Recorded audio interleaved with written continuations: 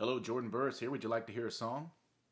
Today's song was a #1 hit on the country charts in 1975, but also served as a bellwether for the sweeping change that was approaching the genre.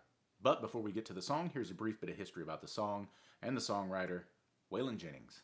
In 1964, legendary country singer-songwriter Bobby Bare was driving through Arizona when a song came across his car radio. The song was called Just to Satisfy You, and it was performed by Phoenix area singer-songwriter Waylon Jennings. Bobby Bare was so taken with the song that he called the head of RCA Victor's Nashville studios to boast about the young performer. The man he called was Chet Atkins. Chet Atkins was a legendary guitarist and performer before he took over RCA Victor's Nashville division. He brought in such acts like Willie Nelson, Dolly Parton, Jerry Reed, Connie Smith, John Hartford, and many others to the label. Chet Atkins was instrumental in creating what was known as the Nashville Sound. This removed country music instrumentations like the fiddle and the steel guitar, in lieu of polished background singing groups like the Jordanaires, as well as lush orchestral arrangements.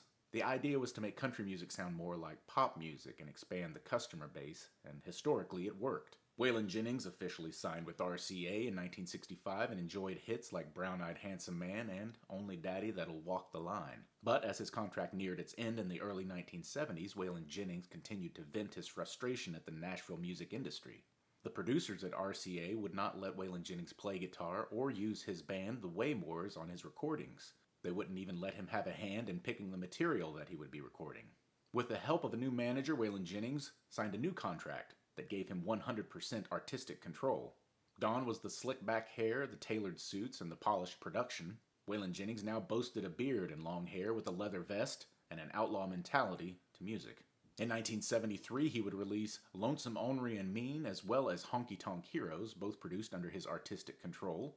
And in 1975, he would release the album Dreaming My Dreams, which yielded the #1 hit, Are You Sure Hank Done It This Way?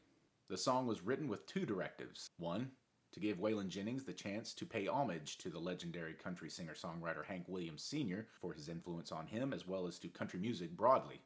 Two, it allowed Jennings to vent his past as well as present frustration with the Nashville Sound method to making music in the Music City. Quote, "Rhinestone suits and new shiny cars. It's been the same way for years. We need a change." End quote. And change it would. In 1976, Waylon would team up with Willie Nelson, Tom Paul Glosser, as well as Jesse Coulter to release the compilation album Wanted, The Outlaws. The album became a sensation and would be the first country music album to ever sell 1 million units. Over the next 10 years, the Outlaw movement, as it became known, became big business for Waylon and Willie when they teamed with Johnny Cash and Chris Christopherson to form country mega group The Highwaymen. Due to a number of health issues, Waylon Jennings would have to retire from touring in 1997. After he retired from touring and wanting to inspire an importance of education in his son's shooter, Waylon Jennings would pursue and achieve his GED at the age of 60. Waylon Jennings would die February 13th, 2002 at the age of 64. From 1965 to 1991, Waylon Jennings had an astounding 96 songs on the Billboard Hot Country charts, with 16 of them reaching #1. Aside from his staggering discography, Waylon Jennings' legend endures as the balladeer and narrator of the 1980s classic TV show and personal favorite of mine, The Dukes of Hazzard. All right, I hope you enjoyed that brief bit of history about Are You Sure Hank Done It This Way? Written by the late, the great, Waylon Jennings.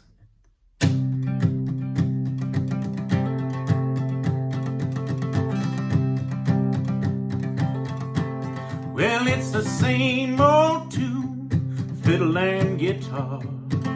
Where do we take it from here? Rhinestone suits and new shiny cars.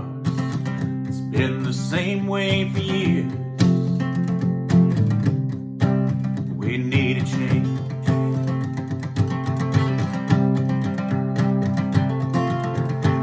Somebody told me when I came to Nashville, son, you finally got it made.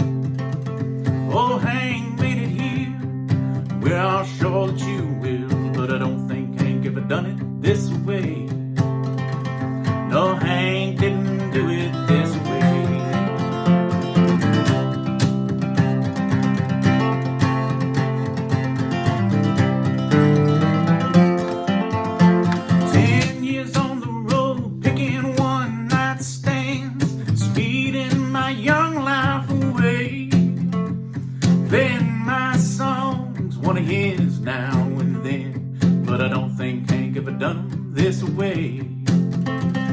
no hands.